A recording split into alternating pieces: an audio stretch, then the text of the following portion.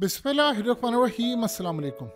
57 साल बाद पहली मर्तबा ऐसी सूरत हाल सामने आ रही है कि जो इलाके इसराइल ने कब्जे में लिए थे वो सारे के सारे इलाके इस दफ़ा लिबनान के साथ जंग में इनके हाथ से निकलने वाले। और इतना बड़ा चैलेंज आया है पहली दफ़ा कि रूस एक्टिव हो गया। और मज़ा अब असल में आने वाला है कि सारी जंग में रूस और इजराइल आमने सामने आएंगे और देखने वाला ये नज़ारा होगा। सीन ये हुआ है कि इस वक्त हिजबुल्लाह की जानिब से धमकी आई है, यानी लेबनान ने क्लियरली एक वार्निंग जारी की है। उन्होंने कहा है कि अगर इसराइल ने ग्राउंड ऑपरेशन किया हमारे खिलाफ, क्योंकि इसराइल ने ऐलान किया है कि हम साउथ लेबनान हासिल करेंगे, खाली एयर स्ट्राइक नहीं होना। यानी एक स्ट्राइक तो है जी, उन्होंने जेट से बमबारी की, इन्होंने आगे से जवाब दिया, शहर के शहर उड़ा दिए, ये अलग चीज़। इसराइल ने कहा है कि हमने कैप्चर करना है जैसे हमने 1967 के अंदर जाकर इलाके सारे कैप्चर किए थे, अभी हम करने जा रहे हैं। हिजबुल्लाह ने कहा अगर आपने ग्राउंड ऑपरेशन किया तो फिर हम गोलान हाइट्स को आज़ाद करवा लेंगे, हमारी फौजें दाखिल हो जाएंगी इसराइल में, और पहली मर्तबा ऐसा होगा कि 54 साल के बाद वो इलाके जो इसराइल ने कैप्चर कर लिए तो उसके हाथ से निकल जाएंगे। अब गोलान हाइट्स इतनी ज़्यादा अहमियत का हामिल है कि अगर उन्होंने ये काम कर लिया तो आप ये समझ लें इसराइल की बड़ी आबादी पानी से महरूम हो जाएगी। अब ये सारा मामला क्या है, असल कहानी तो ये है कि सामने खड़ा हुआ है रूस गोलान हाइट्स पर। ये मामला क्या है, देखिए सबसे पहले समझे गोलान हाइट्स है क्या। गोलान हाइट्स असल में शाम का इलाका था, ये पहाड़ियां हैं असल में ऊंची, और यहाँ से आप किसी पर भी बड़ा टका के हमला कर सकते हैं। और इसराइल पिछले 54 सालों से इसको इस्तेमाल करता आ रहा है। ये असल में 1967 से पहले तक तो ये शाम का हिस्सा था। फिर आपको पता 1967 में 6 डे वॉर होती है, जिसमें यरूशलेम भी हमारे हाथ से गया, लिबनान के इलाके और सब कुछ हमारे हाथ से गया। उसमें ये गोलान हाइट्स का एक एरिया भी हाथ से निकल जाता है। अब आप ये सोचें कि 1981 में इसराइल ने इसको मुकम्मल तौर पर अपने साथ, यानी इसको शामिल कर लिया। पहले तक तो वो वहाँ पर था, फौज भेजी हुई थी, फिर उसने इसको अपना पार्ट बना लिया। इंटरनेशनल सतह पर इसको रिकग्नाइज नहीं किया गया और आज तक नहीं किया गया। अब आप अंदाज़ा कर लें कि इतनी अहमियत का हामिल है इसराइल के लिए, शाम के लिए, लिबनान के लिए। अब क्या सूरत हाल है, इस वक्त रूस की फौजें गोलान हाइट्स पर मौजूद हैं, यानी कुछ गोलान हाइट्स का हिस्सा इस वक्त इसराइल ने कब्जे में लिया हुआ है और बाकी जो है वो शाम का महफूज है, यानी वो असल में इस वक्त रूस के अंडर है। रूस की फौजें वहां पर झंडा लगाकर बिल्कुल आप ये समझ लें सामने, समटाइम जीरो डिस्टेंस भी हो जाएगा मुस्तकबिल में, आमने सामने खड़ी हुई हैं। यानी उधर इसराइल की फौजें, इधर रूस की फौजें। अब इसराइल का प्लान ये है कि जंग छिड़ती है तो हमने गोलान हाइट्स का बाकी इलाका भी ले लेना है और लेबनान का इलाका भी लेना है। ये इस वक्त की सारी सूरत हाल। आप अंदाज़ा कर लें कि इन्होंने काम ये किया कि गोलान हाइट्स में अपनी मिलिट्री इंस्टॉलेशन डाल दी, वहाँ पर सेटलर्स को, बाहर से लोगों को लाकर बसाया कि आप यहाँ पर रहें और आपको इलाका हम कब्जा करके दिया हुआ है, आप ये यहाँ पर रहें। अब आप ये अंदाज़ा कर लें यहाँ पर इसराइल की फ़ौज है, फ़ौजी अड्डे हैं, बहुत सारी चीज़ें हैं। अब सूरत हाल ये है कि असल में तो इलाका सबसे बड़ा ये है कि इस वक्त शाम ने लेबनान को ये कह दिया है कि अगर आप हमें ये इलाका वापस दिलवा देंगे तो हम आपके साथ इस जंग में उतरने को तैयार हैं, अगर ग्राउंड ऑपरेशन में आप हमसे इलाका दिलवा देंगे। अब वो इलाका कैसे दिलवाएंगे, इसका मतलब है कि रूस ने, वो जाहिर सी बात है फौजें तो रूस की वहाँ पर है, तो फिर कौन लेकर देगा इलाका उनको वापस, रूस लेकर देगा। देखिए एक बात समझिए, सऊदी अरब ने अड्डे अपने दिए हुए हैं, कतर ने दिए हुए हैं, दीगर ममालिक ने अपने अड्डे अमेरिका को दिए हुए हैं। इसका क्या मतलब है, अगर किसी मुल्क पर हमला होता है तो जाहिर सी बात है अमेरिका की फौजें मदद करेंगी उसकी। एग्जैक्टली यही सूरत हाल है कि अगर इसराइल की फौजें यहाँ पर आती हैं तो ग्राउंड ऑपरेशन शुरू हो जाता है, तो फिर रूस की फौजें आगे बढ़कर मदद करेंगी। पहले तो वो अपना इलाका वापस लेकर देंगे इनसे, क्योंकि उसको इंटरनेशनली तो रिकग्नाइज ही किया, और दूसरा वो यहाँ पर भी हिफाजत करेंगे। तो मुकाबला होगा इसराइल बमुकाबला रूस। ये सूरत हाल बड़ी इंटरेस्टिंग है। देखिए लिबनान ये नहीं कहता कि गोलान हाइट्स हमारी हैं, वो ये कहता है कि शाम की है, हम शाम को लेकर देंगे वापस। और सबसे बढ़कर इंटरेस्टिंग सूरत हाल है कि उन्होंने अब डील कर ली है शाम से कि आप इस जंग में जब कूदेंगे यानी ये ग्राउंड ऑपरेशन करेंगे तो हम आपकी फौजों के साथ मिलकर लड़ेंगे। अब इनकी लाखों के हिसाब से फौजें हैं, इराक से आएंगी, शाम के अंदर ऑलरेडी मौजूद है, यमन की फौजें भी दाखिल होंगी।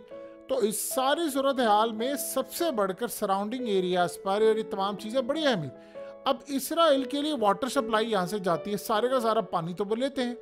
अब अगर जंग होती है तो यहाँ पर वो पूरी तरह फौजें दाखिल कर देंगे, रूस इस जंग में कूद पड़ेगा और फिर इंटरेस्टिंग सूरत हाल ये होगी कि ईरान भी इसमें कूदेगा इनडायरेक्टली और डायरेक्टली, और फिर ये इलाके हासिल करके रहेंगे। अब अगर इस मैप को गौर से देखें तो आपको ये बात बड़ी क्लियरली अंडरस्टैंड आप कर लेते हैं कि आप आसानी से देख सकते हैं कि इसराइल किस तरह लेबनान और फिर उसके बाद शाम यानी गिरा हुआ है। तो यहाँ से इस दफ़ा उन्होंने जो हमला करना है ये बड़ी अहमियत का हामिल होगा। और उन्होंने बड़ा क्लियर, लेबनान इतना बड़ा है, इन्होंने कहा जी हम लेकर रहेंगे लेबनान का इलाका, हम बैरूत को उड़ा देंगे। उन्होंने कहा आप हमारे कैपिटल को उड़ाएंगे, हम आपके कैपिटल को उड़ा देंगे। आप घर एक हमारा तबाह करेंगे, हम आपके घर तबाह कर देंगे। एक गाड़ी भी अगर गई तो बदले में गाड़ी ही ली जाएगी। इस सारी सूरत हाल में एक जान गई सिविलियन की तो आपकी तरफ से भी ये मामला होगा, लिहाजा हम इसको छोड़ने नहीं वाले। ये अब तक की सबसे अहम तरीन स्ट्रेटजी है। अब सबसे बढ़कर इसराइल ने, अभी तक तो ये नजर आ रहा था जी उसकी बड़ी ट्रेन मिलिट्री है, बड़ा आज तक हुआ ये था कि लेबनान के लिए, शाम के लिए बड़ा मुश्किल था कि वो गोलान हाइट्स को वापस लें। कभी उन्होंने इवन के धमकी भी नहीं दी कि हम इसको लेंगे, फलाना करेंगे, उनको पता है हमारे हाथ से गया। पहली मर्तबा ये सूरत हाल होने वाली है कि वो इस पोजीशन में आ गए हैं कि वो गोलान हाइट्स वापस लेने जा रहे हैं। देखिए ट्रंप ने काम ये किया था, ट्रंप ने आकर इनको कहा था ये जो गोलान हाइट्स हैं ये आपकी हैं, यानी उन्होंने इसको रिकग्नाइज कर लिया था अमेरिका ने कि गोलान हाइट्स जो हैं वो असल में हम इसको इजराइल का पार्ट समझते हैं। उन्होंने नाम रख दिया था ट्रंप हाइट्स, यानी उन्होंने नाम इसका फिर रख दिया ट्रंप हाइट्स। इसराइल के लिए तो लॉटरी थी, लेकिन मसला ये है कि अमेरिका ने इसको रिकग्नाइज किया, लेकिन दुनिया के 200 ममालिक इसको रिकग्नाइज नहीं करते आज तक नहीं। आज हिजबुल्लाह ने रॉकेट मारे हैं जो गलीली की साइड पे जाकर गिरे हैं और तकरीबन 10 के करीब आज उन्हें रॉकेट मारे हैं।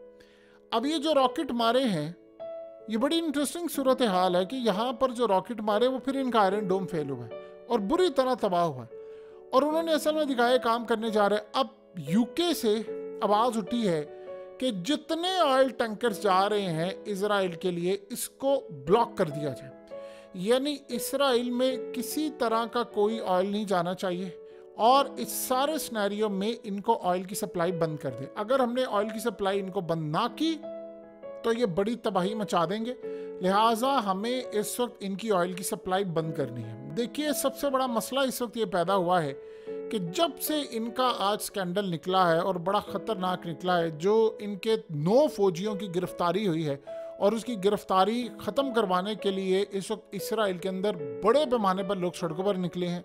पुलिस वालों ने फौज के ऊपर रेड की है, यानी आपको कब ये याद है कि पुलिस ने जाकर इनके मिलिट्री बेस पर, फौजी अड्डे पर हमला कर दिया अवाम के साथ मिलकर ये कैदियों को छुड़ाना है, और वो रिजर्व फौज के थे। ये जब मामला सामने आया है तो रिएक्शन आ रहा है बहुत ज़्यादा, क्योंकि उन्होंने बड़ी ख़तरनाक, आपको पता है कि जो गज़ा की कैदी थे उनके साथ कैसी बदकारियाँ की हैं और वो क्या सूरत हाल है। लेकिन मामला ये हुआ है कि सारे के सारे फंस गए हैं। अब इंटरनेशनल सतह पर इस वक्त बार बार इसराइल को मुतला किया जा रहा है कि ये अब वो नहीं रहा, यानी लेबनान का हिस्सा, या उनके पास वो ताकत नहीं है जो 2006 में थी। ये डबल ट्रिपल हो चुकी है ताकत। रूस उस वक्त था नहीं यहाँ पर, आपने सारी जिंदगी अय्याशी की है, अब रूस आपके सामने खड़ा है। आपने गोलान हाइट्स के इलाके अगर दोबारा लेने हैं जो बाकी रह गया है तो आपको रूस की फौजों का मुकाबला करना पड़ेगा। ये शाम की फौजें नहीं है, सीधी रूस की फौजें खड़ी हुई हैं। और रूस की फौज का तो बच्चे बच्चे को पता है कि रूस ने तो ये इनके साथ यूक्रेन में जो हशर नशर कर दिया है वो तो आप सबके सामने, यानी वो पूरी तरह इलाका ही नहीं इनसे वापस ले सके। इतनी फौज, इतना असला, अरबों डॉलर्स की इमदाद, इतने हथियार, लॉन्ग रेंज मिसाइल, तो ये वहां से ये नहीं कर सके तो आप ये कैसे काम करेंगे। अब ये मामला सारा इस तरह है, रूस ने वार्न किया है कि अगर कोई शाम के अंदर हमला हुआ इसराइल को, वह कहा है, तो फिर हमारी तरफ से उसका भरपूर दिफा होगा। दिफा का मतलब क्या है? दिफा का मतलब ये है कि पूरी तरह हम हमला करेंगे। अब आपके बेशक जेट्स आ जाए, कुछ आ जाए। अब जो खबर आ रही है वो ये है कि इसराइल के जेट्स आए थे, उन्होंने जाकर साउंड बैरियर किया लेबनान में, और पीछे से इन्होंने एक मिसाइल यानी रॉकेट मारा, तो वो रॉकेट इसको लगा नहीं, लेकिन वो चले गए। यानी वो हमला करने की गर्ज से आए थे, या जासूसी करने के लिए आए थे, या वो प्रैक्टिस करने के लिए आए थे, या कुछ भी करने के लिए आए थे। तो उन्होंने बर वक्त ये काम किया। जब ये लड़ाई होगी तो अब तो चले एक मिसाइल या एक रॉकेट है, तो जब जाहिर सी बात है इन्होंने 400-500 मार रहे हैं, तो जाकर सबको लगेंगे, कुछ ना कुछ तो तबाही होगी और मामला होगा। और सबसे बढ़कर वो जो काम करने के लिए जा रहे हैं, वो क्यों कह रहे हैं कि गोलान हाइट्स को हमने कैप्चर करना है। देखिए, एक तो है शाम का इलाका, रूस से उनकी कमिटमेंट है और रूस से वहाँ पर दिफा करना है, एक तो हो गई ये सूरत है। दूसरा सबसे बड़ा मसला ये है कि दो स्ट्रेटजीज इनकी है। एक है कि इनके जो पावर स्टेशन है इजराइल का, उसके इंफ्रास्ट्रक्चर के ऊपर इन्होंने हमला करना है। इजराइल ने भी बदले में हमला करना है, क्योंकि उन्होंने प्लान ये किया कि हमने इनके बिजली का निज़ाम और ये सब कुछ दरम बरम करना है। उन्होंने कहा जी हम भी पावर स्टेशन उड़ाएंगे। नेक्स्ट जो सिनेरियो है वो है इनका पानी बंद करना। उसके लिए वो कह रहे हैं कि गोलान हाइट से बेहतर ऑप्शन कोई नहीं, क्योंकि इस दफ़ा जो हालात हो रहे हैं वो खाली ऐसा नहीं है। इसराइल ने प्लान ये किया है कि हम जब ये जंग करेंगे तो हम लिबनान का इलाका लेकर आएंगे, उसके बगैर हमारा जंग का फ़ायदा ही कोई नहीं है, मामला ही कोई नहीं है अगर हम ये सारी सूरत हाल में आएंगे। आप ये देखें, आज इसराइल ने काम ये किया है कि उन्होंने नेटो को कहा है कि इमीडिएटली तुर्की को आप निकाल दें, तुर्की को फौरी तौर पर नेटो से निकालें और ये नेटो में नहीं रहना चाहिए। अब इसराइल को जाहिर सी बात है ख़तरा ये पैदा हो गया है कि जो तुर्की की जानिब से ऐलान किया गया है कि जाहिर सी बात है उनकी फ़ौजें जाएंगी। अब तुर्की ने अकेले तो जाना नहीं है, अगर वैसे तो कभी ज़िंदगी में तुर्की की मदद नहीं करेंगे, लेकिन आर्टिकल 5 के तहत अगर नेटो के किसी भी रुकन के ऊपर हमला होता है तो बाकी फ़ौजें उसको पूरी तरह जाकर मदद करेंगी। इसराइल को ख़तरा ये है कि ये ना हो सिनेरियो कि तुर्की के साथ मामला ख़राब, उनकी फ़ौजें हैं और लड़ाई हो जाए और नेटो उसके साथ घुस पड़े।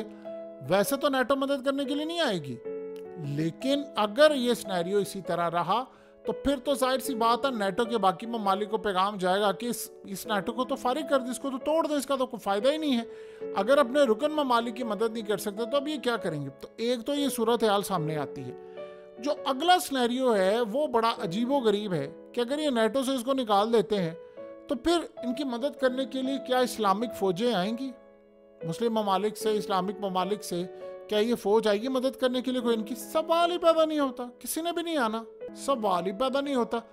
ये तुर्की के ऊपर बमबारी हो जाए, मिसाइल लग जाए, जो मर्जी हो जाए, एक मुल्क मदद करने नहीं आएगा। मैक्सिमम अगर कोई बहुत भी ज़्यादा मदद करने के लिए आ सकता है, बहुत भी ज़्यादा अगर हम देखें तो ज़्यादा से ज़्यादा ईरान कर लेगा, वो भी इनडायरेक्टली करेगा। रूस मदद करने के लिए आ सकता है, या इक्का दुक्का कोई ये सारे अगर अपना इत्तेहाद यमन या ये बना ले तो ये हो सकता है। बाकी आप किसी से उम्मीद ना लगाएं कि किसी की एयरफोर्स आएगी बचाने, किसी की फ़ौज आएगी, सवाल ही पैदा नहीं होता। किसी ने मदद करने के लिए अर्दोगान की या तुर्की की नहीं आना, ये बड़ी क्लियर बात है और ये बात उसको पता है। देखिए, अगर ये ऐसी सूरत हाल होती तो वो काफ़ी देर से जो कह रहा था कि आओ सारे मिलकर चलो, उसने देख लिया यार किसी ने नहीं आना, अमेरिका ने किसी को आने नहीं देना, और ये सारे अमेरिका के अनुसार भारत की तरह तो नहीं ना, थोड़ा उन्होंने क्लियरली इंडिकेट कर दिया है कि भाई आप अपनी औकात में रहे। तो ये असल में इस वक्त सबसे बड़ा सिनेरियो है।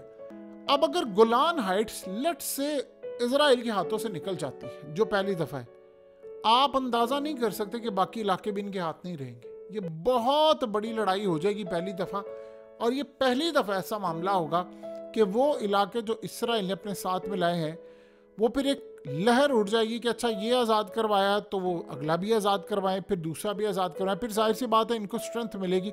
तो दो चीज़ें तो यहाँ हो गई हैं बड़ी ज़्यादा क्लियर। अगर तो इसराइल का प्लान ये है कि जी हमने वहाँ पर जाना है, हमने वहाँ पर जाकर इलाकों को फतह करना है और अपने साथ मिलाना है, तो ये तो नहीं होने वाला। ये आप ज़हन में रखिए, अगर आप ये करेंगे तो बदले में लड़ाई वहाँ से भी आएगी।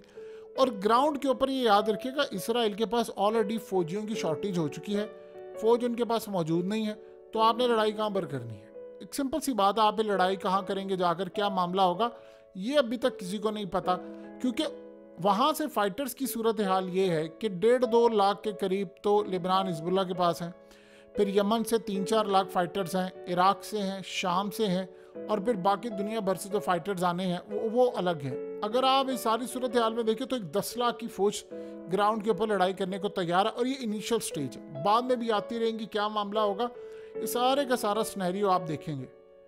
इसराइल ने सब किया क्या है कि जो फौजी हैं वो असल में मसरूफ़ हो गए हैं उन जगहों पर, ये जो ख़ास तौर पर एहतजाज हो रहा है कि जब हमने अपने फ़ौजी रिहा करने, वो बेसिस के ऊपर जाकर उन्होंने फ़ौज अपनी डिप्लॉय किया, उनके हाथ से वो गेम निकल रही। वहाँ के लोग कह रहे हैं कि हमने इनका मिलिट्री ट्रायल होने नहीं देना, खबर निकल चुकी है बाहर।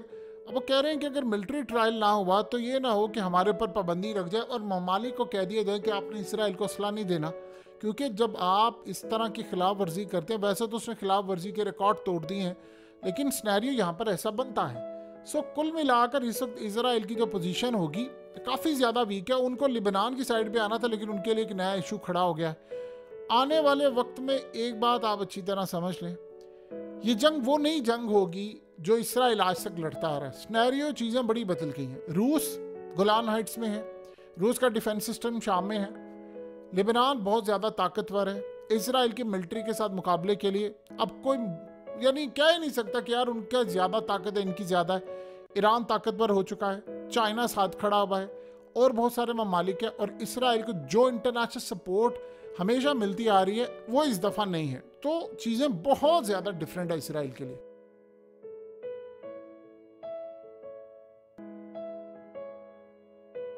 हकीकत टीवी को सब्सक्राइब करना मत भूलें, वीडियो को लाइक करें, शेयर करें और कमेंट सेक्शन में अपनी राय का इजहार ज़रूर करें।